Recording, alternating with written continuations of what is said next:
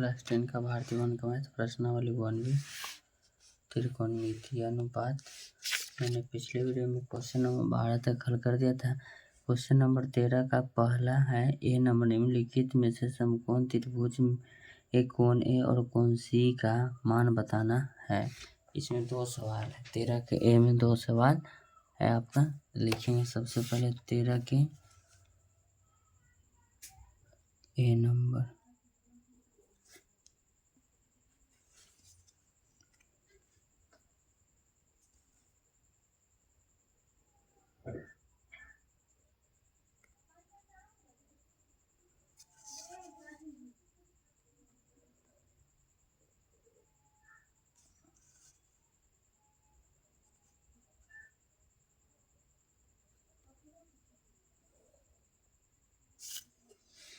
ये आपका फिगर दिया हुआ है। इसका नाम है ए, इसका नाम है बी, इसका नाम आपका सी है। ये 3 सेंटीमीटर आपका दिया हुआ है। ये आपका 6 सेंटीमीटर दिया हुआ है। चलिए, तो सबसे पहले हमको कहता है कोण ए और कोण सी। तो कोण ए आपका ये रहा और कोण सी ये रहा।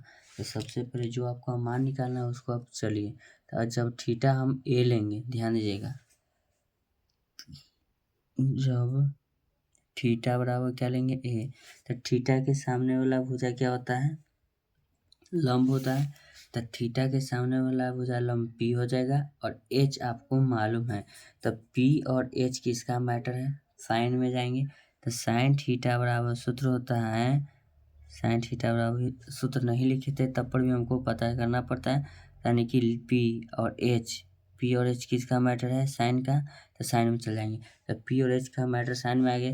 तो लिखेंगे साइन थीटा बराबर पी का मान तो आपका कितना हो जाएगा, परपेंडिकुलर यानी कि 3 सेंटीमीटर। एच यानी कि हाइपोटेनस आपका 6 सेंटीमीटर, 3 दूना 6। तो लिखेंगे साइन थीटा बराबर 1/2।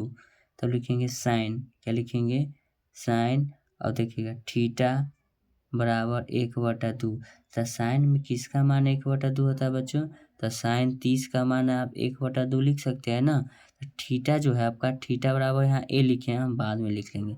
साइन से साइन कट गया। तो अब मान लेते हैं थीटा बराबर आपका कितना आ गया, 30 आ गया। तो थीटा को हम क्या माने थे, ए। जब मेरा थीटा ए बना था तो ए बराबर आपका कितना बन गया, 30 डिग्री। अब हमको क्या चाहिए, सी चाहिए। जब सी चाहिए तो थीटा के सामने वाला भुजा लंब होता है पी, और इसमें हमको मालूम क्या है, बी भी मालूम है, एच भी मालूम। तो थीटा के सामने वाला भुजा आपका क्या होता है, लंब होता है। और थीटा जिस पे आधारित वो आधार। तो थीटा के सामने हमको तो मालूम नहीं है, भुजा छोड़ देंगे। थीटा जिस पर आधारित है वो आधार हो गया, बी हो गया, एच हो गया। तो चलिए, तो हम लिखेंगे जब थीटा बराबर क्या लिए हैं, सी। तो सब थीटा बराबर सी है तो थीटा के सामने भुजा लंब, थीटा जिस पर आधारित है बेस यानी कि बी और एच हमको मालूम है। तो बी और एच, तो सबसे पहले हमको बेस मालूम है यानी कि बी और एच मालूम है। तो बी बटा एच किसका सूत्र होता है, तो जाएंगे कॉस थीटा में। तो लिखेंगे कॉस थीटा बराबर सूत्र होता है बी बटे एच। तो यहाँ लिखेंगे कॉस थीटा बराबर बी, बी का होता मान आपका दिया हुआ है 3 सेंटीमीटर, एच का मान आपका दिया हुआ है 6 सेंटीमीटर। 6 सेंटीमीटर लिखेंगे। तब लिखेंगे 3 दूना आपका 6 कट जाएगा। तो यहाँ लिखेंगे कॉस,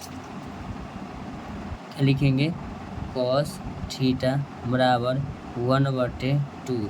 तब लिखेंगे कॉस, क्या लिखेंगे यहाँ पर, कॉस थीटा बराबर, कॉस में किसका मान 1/2 होता है भाई। तो चलिए, तो हम जानते हैं कि कॉस 60 डिग्री का जो मान होता है आपका 1/2 होता है। तो कॉस से कॉस आपका कैंसिल हो जाएगा। चलिए, तो थीटा बराबर आपका कितना हो जाएगा, 60 डिग्री हो जाएगा। क्या हो जाएगा, 60 डिग्री। थीटा किसको माने थे, सी क्यों, तो यहाँ लिख देते हैं सी बराबर 60 डिग्री। तो ए का कितना हुआ, ए का ही आपका क्या सवाल हुआ, ए का पहला नंबर आपका सवाल ये हल हो गया। ए का फर्स्ट नंबर आपका ये सवाल था। अब ए का फर्स्ट के बाद सेकंड भी है। दूसरा नंबर सवाल है 13 के, लिख ही देते हैं। हाँ, 13 का जो आपका है ए का दूसरा नंबर सवाल है। तो ए का दूसरा नंबर सवाल, सबसे पहले तो आपको फिगर जिक्र करना पड़ेगा। फिगर को